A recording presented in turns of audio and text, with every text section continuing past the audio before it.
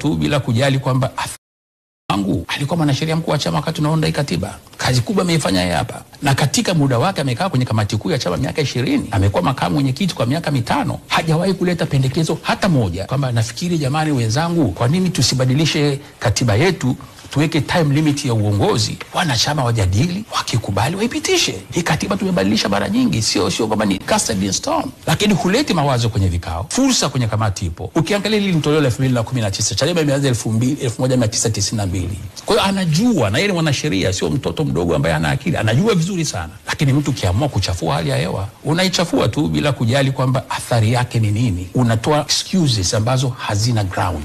Sasa hiyo ni moja nimekuambia kuhusu kwa madaraka. Yuko kwenye kamati kuu, mwanasheria wa chama. Ilipotungwa katiba hii alikuwa mwanasheria mkuu wa chama. Leo inakuwa ni lawama kwa mwenyekiti amekataa kuwa na term limit. Wakati yeye anatamani mwenyekiti aondoke, kuna maelfu wanaambia mwenyekiti don't. Sasa hiyo ndio democracy.